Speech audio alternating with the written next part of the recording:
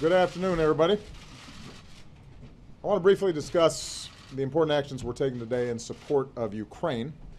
Before I do, I want to take a few minutes to update the American people on some pressing foreign policy challenges that I reviewed with Secretary Kerry this afternoon.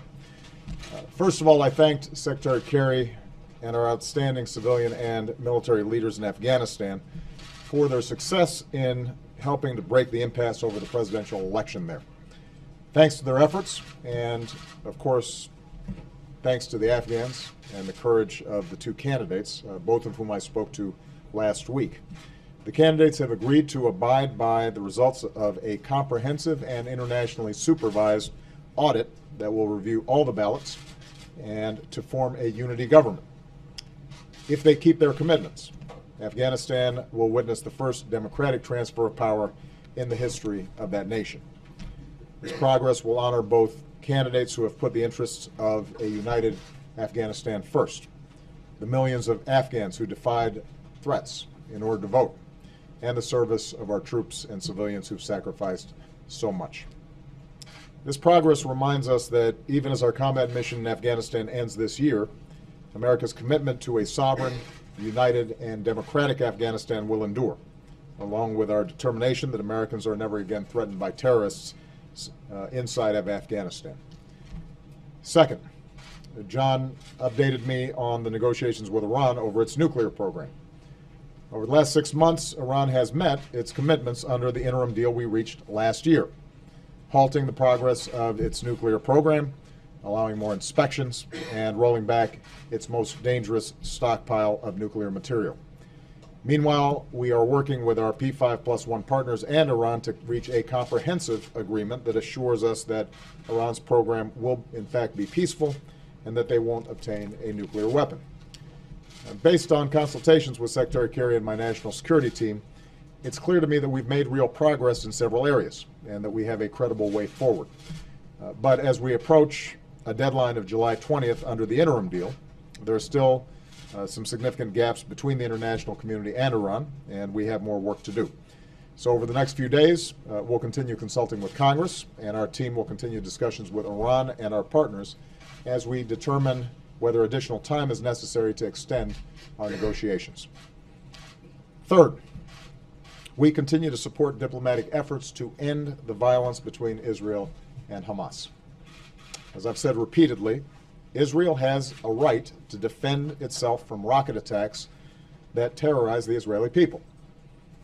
There's no country on earth that can be expected to live under a daily barrage of rockets. And I'm proud that the Iron Dome system that Americans helped Israel develop and fund has saved many Israeli lives.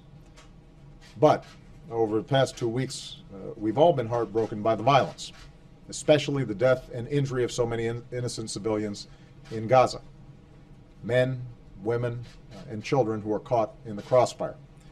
That's why we have been working with our partners in the region to pursue a ceasefire, to protect civilians on both sides. Yesterday, Israel did agree to a ceasefire. Unfortunately, Hamas continued to fire rockets at civilians, thereby prolonging the conflict. But the Israeli people and the Palestinian people don't want to live like this. They deserve to live in peace and security, free from fear. And that's why we're going to continue to encourage diplomatic efforts to restore the ceasefire, and we support Egypt's continued efforts to bring this about. Over the next 24 hours, we'll continue to stay in close contact with our friends and parties in the region, and we will use all of our diplomatic resources and relationships to support efforts of closing a deal on a ceasefire. In the meantime, we're going to continue to stress the need to protect civilians in Gaza and in Israel and to avoid further escalation. Finally, given its continued provocations in Ukraine, today I have approved a new set of sanctions on some of Russia's largest companies and financial institutions. Along with our allies, with whom I've been coordinating closely the last several days and weeks, I've repeatedly made it clear that Russia must halt the flow of weapons and fighters across the border into Ukraine, that Russia must urge separatists to release their hostages and support a ceasefire, that Russia needs to pursue internationally mediated talks and agree to meaningful monitors on the border. I've made this clear directly to Mr. Putin. Many of our European partners have made this clear directly to Mr. Putin. We have emphasized our preference to resolve this issue diplomatically, but that we have to see concrete actions and not just words, that Russia, in fact, is committed to trying to end this conflict along the Russia-Ukraine border. So far, Russia has failed to take any of the steps that I mentioned. In fact, Russia's support for the separatists and violations of Ukraine's sovereignty has continued.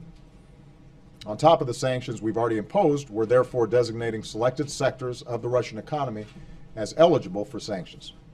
We're freezing the assets of several Russian defense companies, and we are blocking new financing of some of Russia's most important banks and energy companies.